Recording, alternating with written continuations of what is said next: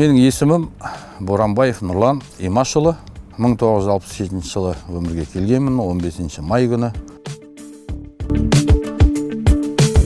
Әкем нефтебаза дейтін мекемеде көп жылдар главный механик болып, аға механик болып жұмыс атқарды. Сол мен әскерден 87 жылы келген жылым.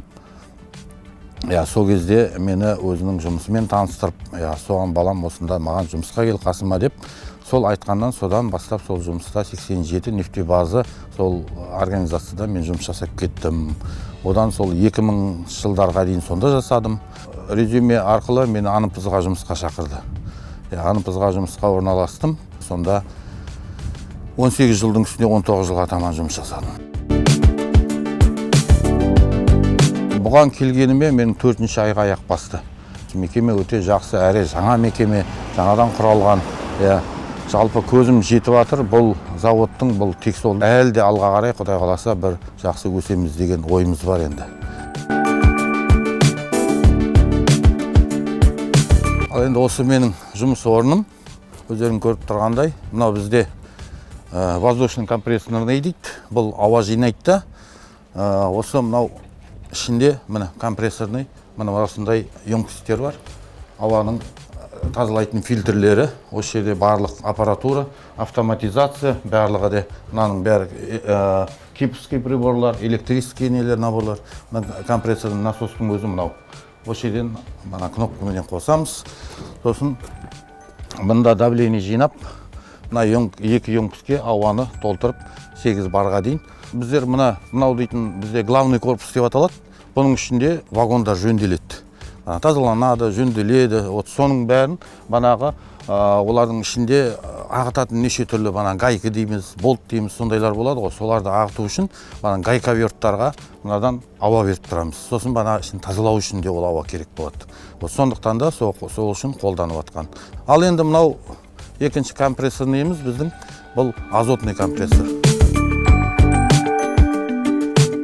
Орыстарда бір жақсы сөз бар ғой, век живи, век учись деп. Бұл мен үшін жаңа технология. Себебі мен бұрын жаңа айтып отырмын, Анымпызда нефтебаза жасадым деп, онда кілең мен жасаған жұмыстарым бәрі центробежный насостармен. Поршневой насостар болды, әрине бір-екі түйір. Онда көп неткен жоқ, көбінесе центровой насостармен жұмыс жасадық. Мында келгенде менде міне компрессорный жаңа установка, жаңа өздеріңіз көздеріңізбен көрдіңдер. Бәрі өте тиянақты жасалған, бәрі өте автоматизированный, бәрінің датчиктері бар, датчик система неше түрлі. Енді соның бәрін оқу керек, соның бәрін алға қарай дамыту керек деген сияқты, сондай бір алға қойған өзімнің мақсатым.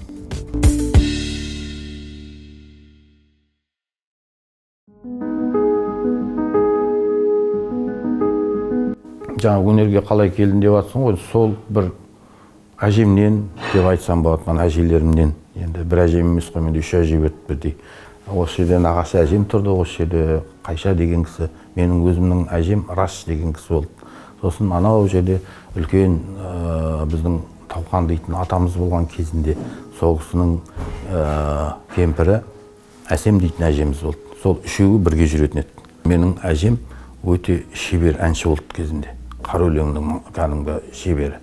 Нағашы әжем де өте шебер әнші болды. Осы біздің Ширина ауылында 3 кемпір деген атақтар шықты олардың кезінде. Ертеректе біз онда баламыз жаспыз. Сонда іздеп келетін еді машинамен, тойларға, солардың несінен ба, қайдан білейін бір берілген нәрсе маған өнерім бойыма. Сол ән айту өнері. Шәмшінің арыз шағасынан айтып берейін, рұқсат болса.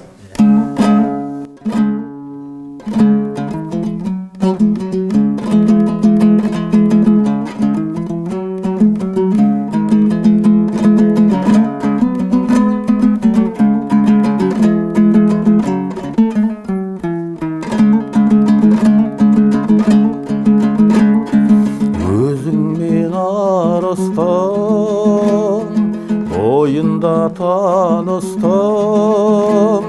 жайнаған гүлдей құрбым сен, жағада тұрдың сен. Жаз еді күлкіңде, қайдасың бұл күніде, сен іздеп арманым, сыр бойын шарладым. Сен іздеп арманым.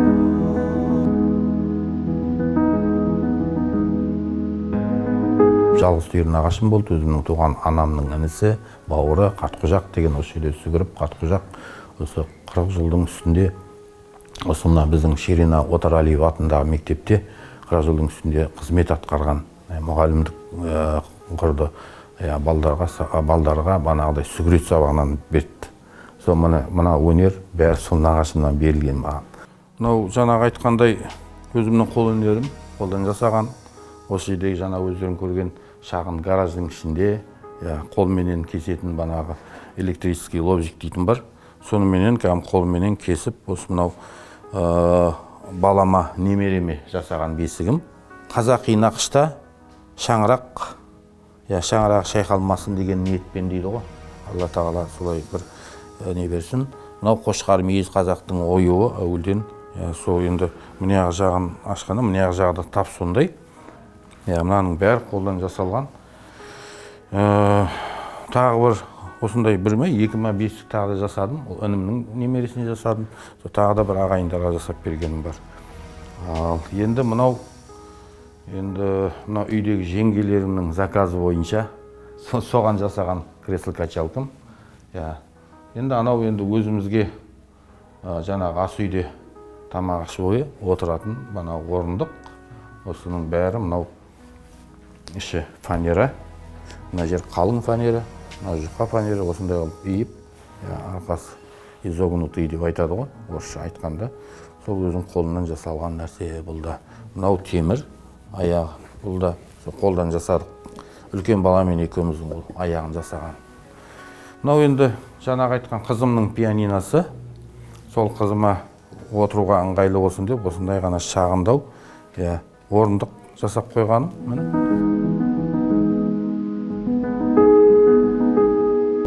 Мына гүлге деген махаббатым білмеймін енді қайдан пайда болған. Әйтеуір өз басым гүл жақсы көрем. Әдемі болып тұрған жақсы ғой. Ол да маған анамнан берілген сияқты. Себебі мен анам жақсы көреді жермен жұмыс жасағанды. Әрдайым жаздың мезгілінде маскасын киіп алады. Сол банағы тек бақшада жүреді де қояды. Бана клубника егеді. Банағыдай неше түрлі жаңа гүлдер егеді. Содан маған сол анамнан берілген болар деп ойлаймын өз басым. Басқа енді махаббат әрине бар жерге деген. Жермен жұмыс жасағанды өзім жақсы көремін. Бау-бақшамда осы әдемілеп, сәндеп тұрған гүлдерім. Соның ішінде өзімнің ең жақсы көретін гүлім осы гүл. Міне. Трехцветный дейді, бұны разноцветный дейді я болмаса. Міне, бұның өзі, осы мына гүлдің өзі бір жаздың ішінде бәлем-бай көп түстерге еніп, өзгеріп тұрады. Бірде мынау жер қоңыр болады, бірде сары болады, бірде қызыл болады. Көгілдір цветтері болады, сондай шығып тұрады сондай. Мынау күзге қарай осы цветке айналды. Сол өткенде осы гүлдерін бәрін қысқа дайындап қиғанда, осының бәрін үйге әкеліп қойдым. Иісін көруге болады мұны. Иісі дейтін өте керемет сондай. Мынау енді хризантема дейтін гүлім. Оны енді бәрі біледі ғой. Мынау роза гүлі. Мынау да мына роза гүлдері. Бұлар да үлкен болып өседі. Күзге қарай қазір кішкене күн салқындағасын құттай нетіп жатыр. Мынау енді сары гүл. Бұлардың да иістері өте керемет. Ал осындай мына гүлдерді өсіріп, бақшада сөйтіп демалып жүремін.